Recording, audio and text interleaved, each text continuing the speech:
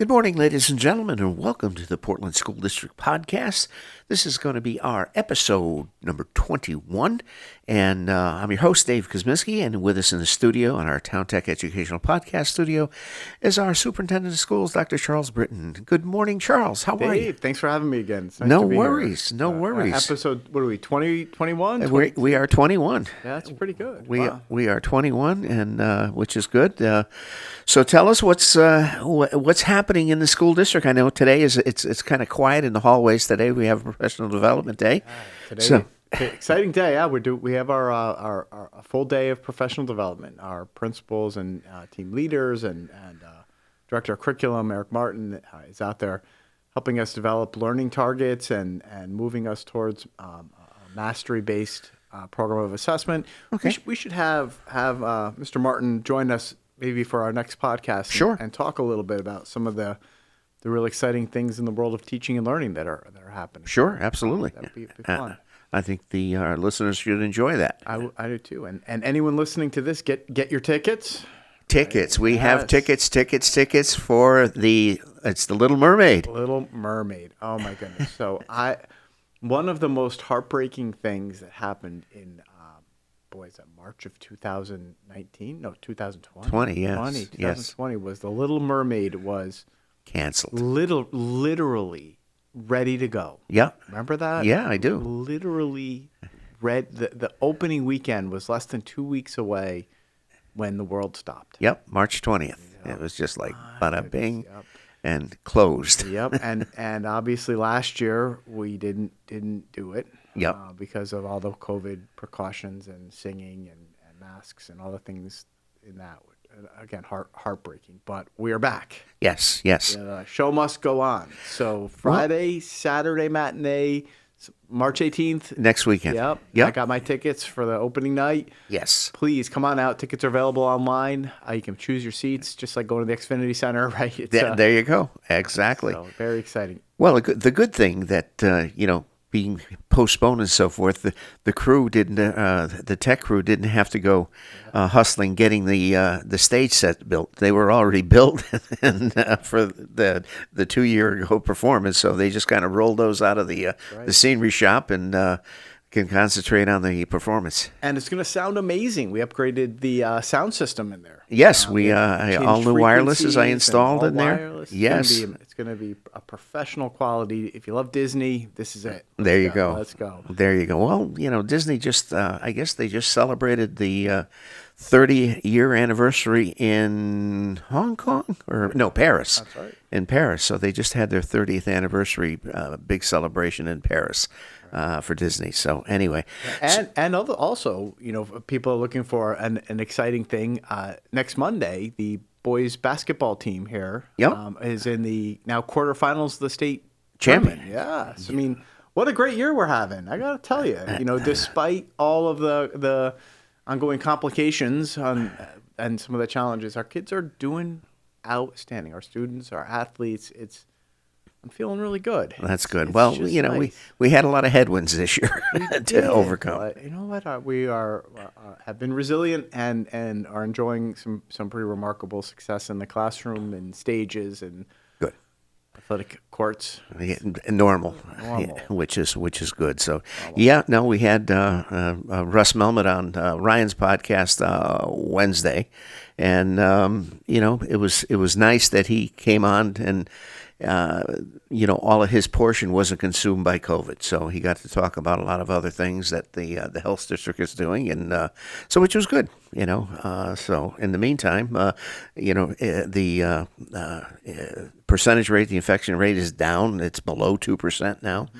So hospital is down, everything is down, so which is good. So. Yeah, and since we returned from February break, we have had 0 COVID cases in our schools. Excellent. 0. So that's the number I like.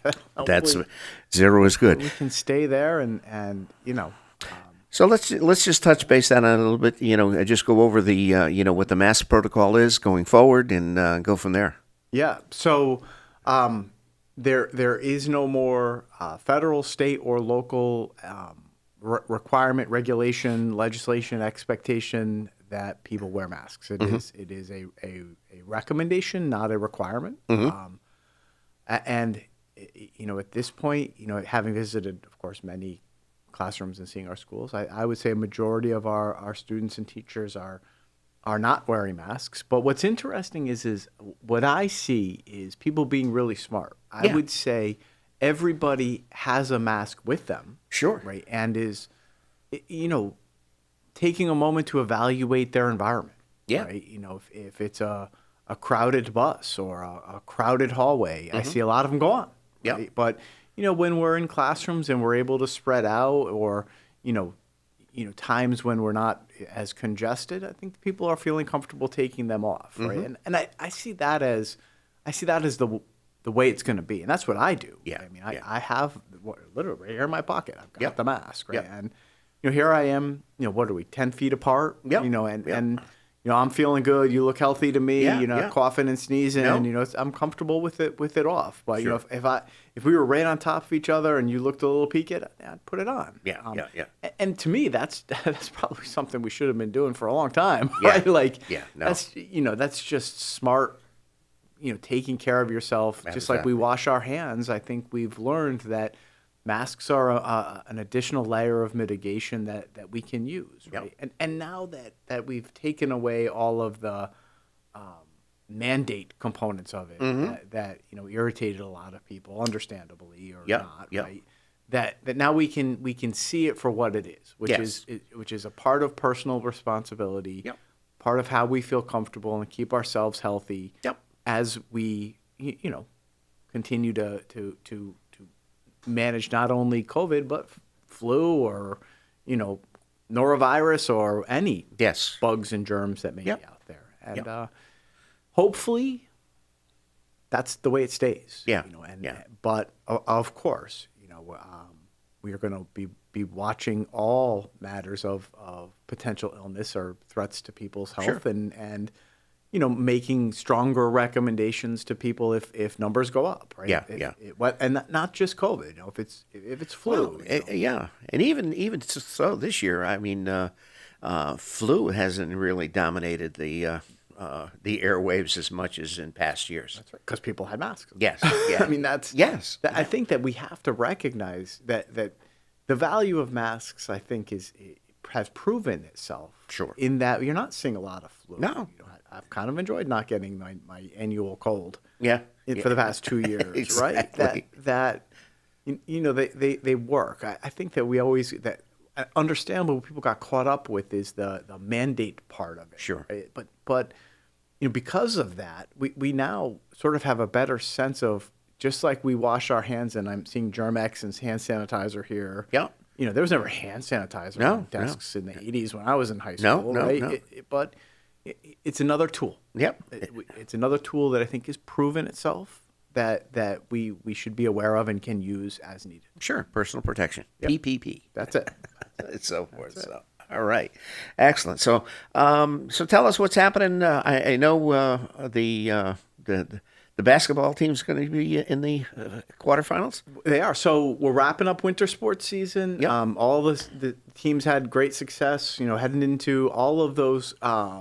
Springtime rites of passage, exciting times. Spring sports is going to be starting up, end of year picnics and field trips and band trips and of course proms and graduations and celebrations. I am so excited for a truly feels like normal spring. Yeah. It is probably one of the most memorable. I think all of us have a memory, particularly in our senior year, of that spring of our senior year of high school. That time to celebrate and be with families, and those last experiences with our teams and classmates and teachers. And it's just wonderful that we're here and the weather's turning, and pretty soon we're gonna see the tulips coming up out of the ground. Well, some of them are already. My God, you're seeing that's robins right. around, and it's one day it's 50, 60 degrees, the next day it's down in the 20s. My God, it's confusing the environment a little bit. Yeah, it's just good. It's good. Yeah, We're in a really, really good place. For sure, for sure. Yeah.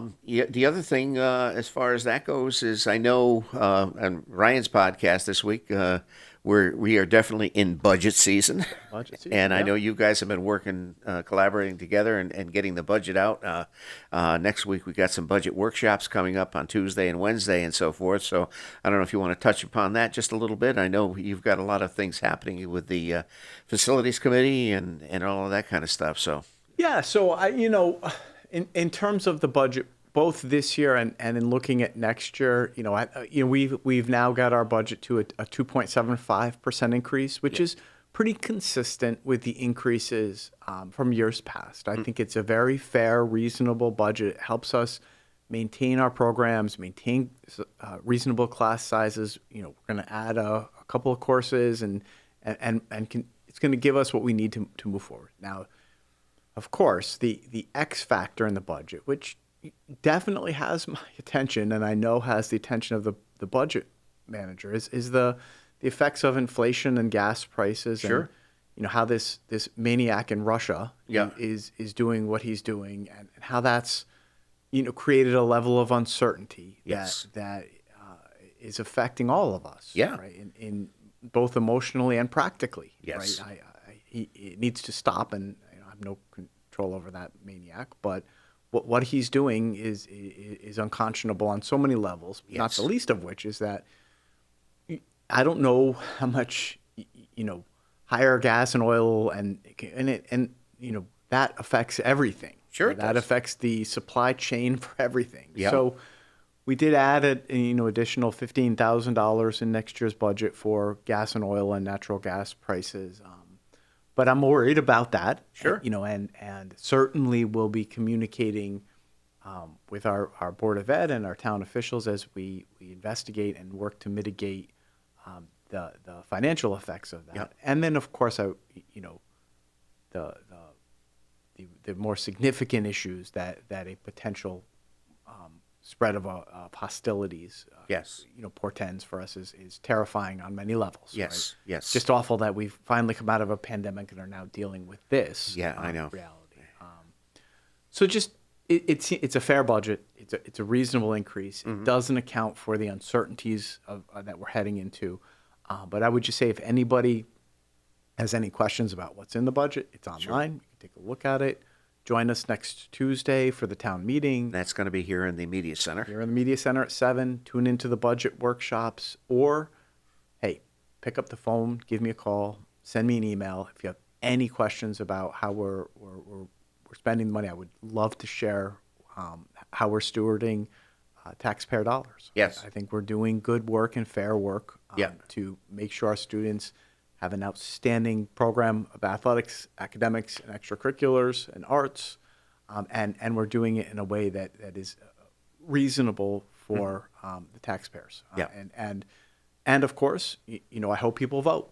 Sure. Ultimately, the referendum is very important. Yes. It gives the ultimate opportunity for people to weigh in on expenses. Yeah, and Portland is, in past years has been very fortunate. Unlike a lot of other towns, we've been able to pass the budget the first time around. So I think that is credence to the due diligence that both the town and the Board of Ed do, and as far as being stewards Sure. of the taxpayer dollar. So I mean, 100%. 100% right. And it is. I have worked in towns before. Particularly, I worked in a town in Eastern Connecticut where sometimes the budget referendum would fail 4 or 5 times in a row. right. And we wouldn't have a passed budget until late into the summer. And, Right. and that was always incredibly complicated in terms of your ability to hire and, purchase the things you need to open school. Sure. Portland, thank goodness, doesn't have a history of that. Yeah. But I do think that that's a function of establishing very reasonable budgets. Yeah. And communicating those and being available to anyone who has any questions. Sure. And that's something that I'm committed to. Sure. We'll be completely transparent, and the nice thing about Portland is how I feel like everybody has my cell phone or email address. Well, there you go. Call me anytime, email me anytime, and expect a personal response. The door's always open. Doors always open. So anyway, and in relation to I know you've been putting a great effort into the facilities committee that's been doing yeoman's work, and Right. just kind of seeing where we are, where we need to be, 2 years, 5 years, 10 years down the road. So how has that been progressing? I'm glad you asked, and I think here's where we are, right? We know that all of our buildings, but particularly Valley View, Gildersleeve, and Brownstone, need some significant work. Yep. Right. I mean, the high school, middle school is a newer building, so it needs less work, but It still needs work. it's 20 years old now. Sure, and yeah. it needs to be taken care of, and we do a good job with that. But Valley View, Gildersleeve, and Brownstone are way older. Yeah. Particularly Brownstone, and they need significant amounts of money. Anybody who owns a house knows you Yeah. need to take care of your roofs and boilers and driveways, right? I mean, Siding, the siding, paints, right? whatever. Heat, everything, and we know that that's something that our buildings need, and just like we know our track needs to be replaced. If we don't want our buildings to look like our track, then we need to be foresighted, Right, and develop a reasonable approach to keep them under good repair. Yeah. So that's what our committee's looking at. Yeah. And we know that over the next, I'm just going to put a number on it, 10 years, it's we're looking at somewhere between $30 to $40 million over Yeah. 10 years. Yeah. Right, in general maintenance, repairs, upgrades that we need. Right. That's if we maintain 5 buildings. Yeah. Before we, what we've said is before we say, okay, let's commit to 10 years, that price for 5 buildings, do we need 5 buildings? Right. By running 5 buildings, you have overhead. Sure you do. Right. I mean, every Yes, building. fixed costs. That's right. Every building needs to be taken care of and needs to be staffed. Yeah. And what we need to discuss with everybody is, hey, if would it be more cost effective? Yeah. Right. And decreasing overhead and maintenance costs, and potentially better for a continuum of instruction. Yeah. If we consolidated. Sure. So if we moved from 5 buildings to 4 or 3, Yeah. how would we do that? Right. What would the costs be? What would the implications be? Yeah. What would the measures in terms of bonding and reimbursement rates and other things? What are the metrics of that? Yep. And how, if we did that, would it potentially enhance the quality of teaching Sure. and learning in the district? Yeah. That's a very exciting conversation. Yep. And that's what we're right in the middle of. Okay. So our committee is investigating all of the options, and we have some very talented people, and have hired some very talented architects to come in and inform our thinking about that.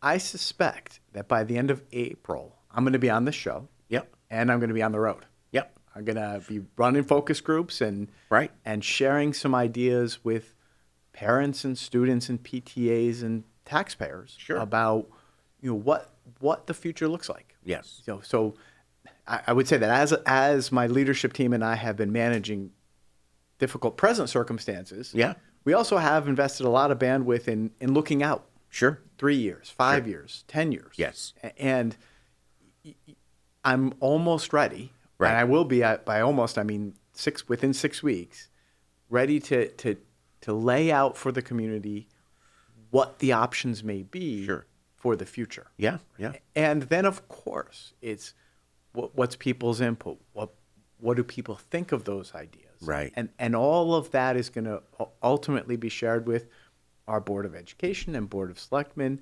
As elected representatives, there are soon to be opportunities to vote and Yep. take positions on these. And then, of course, someday it may show up in referendums and bonding packages and, Sure. and things. It may, right? So we're moving ahead. Yep. And I'm very excited about some of the things we're looking at. And there's always going to be an opportunity for this to be commented on by the community and for this to be a shared endeavor. Sure. So that's where we are. It's very exciting. It's been a lot of work, but Yeah. it's been rewarding and the opportunity to think big. Yeah, and I think one of the things too that obviously, the whole COVID thing has exacerbated is the need for an upgrading of the HVAC systems within the schools. Okay, I think that has been a tremendous need, not in our school system, but every school system. That has been one of the focuses. Without question, that we have to accept a couple of realities, right? Reality one: if your kids are attending a school that was literally built in the 1930s, yeah, the climate was different. Yeah, HVAC needs were different. yes, Energy needs were different. Yes, right? If you consider education was different, also, yeah. right? Then we have to have that conversation too. Yeah. And if you were going to make some changes, certainly education would be front of my mind. Yeah. But very quickly I would say, well, how efficient is this building in terms of the amount of energy it's using and where it's drawing its energy from? Sure. Yeah. Are you 1930s buildings were not green buildings. No. Right? No.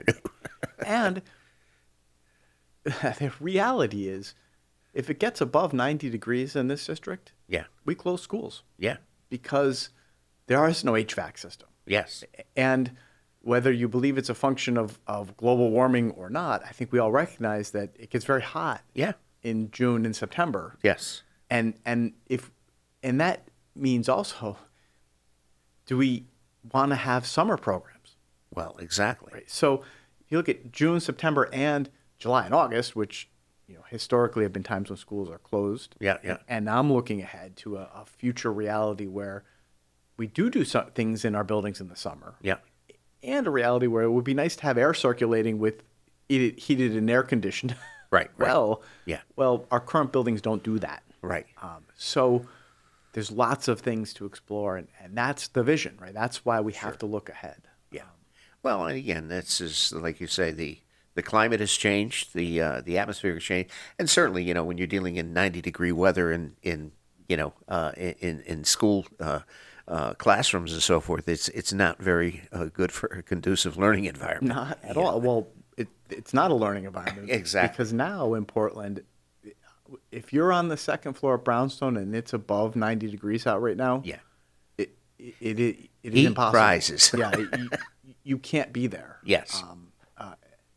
Literally, it's inhumane. Yes. So we're gonna have to figure that out. Right? Yes. Because the number of 90 degrees days that we get is only going to be increasing. Sure. And there's the quagmire of, okay, do we invest in upgrading a 60, 70-year-old heating system? Right. Okay. Yep.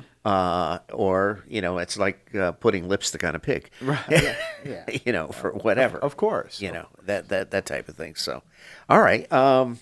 What else we got? Anything else that comes? I think we covered a lot of ground. Yeah, right? we did. I mean, I would love to come back to this podcast, Sure. again in April and talk more about this, and talk about how we're going to invite people into our discussions. Sure. Because we're getting to a point now where all of our investigation and laying it out is coming to a conclusion. Now I need to do a good job of sharing this with communicating. Yeah. Communicating. Right? Exactly. So I pivot from the investigation, laying it out, establishing some plans that are more than just theoretical, but have real numbers and dates and times attached to them. Yeah. And then going on the road. Yeah. Right? And, I'll go anywhere. Sure. People want to have a dinner party or a backyard barbecue, and give me a few minutes to talk to anybody in the community. I'm excited about getting out there and pressing the flesh a little bit. And, for sure. Exactly. Shaking some hands and saying, here's where I think we might go as a town. Fantastic. So, all right. Dr. Charles Britton, our superintendent of schools. Again, this is our 21st edition of the Portland Public Schools podcast. And again, we are live in the Town Tech Educational Partnership podcast studio. I'm your host, Dave Kuzminski, and don't forget, get your tickets for The Little Mermaid, which is going to be at the Portland High School Auditorium next weekend. It's going to be a great show. Students are excited. They've been working hard, and we hope the town will come out and support it. So until next time, thanks so much. Thank you. Bye-bye.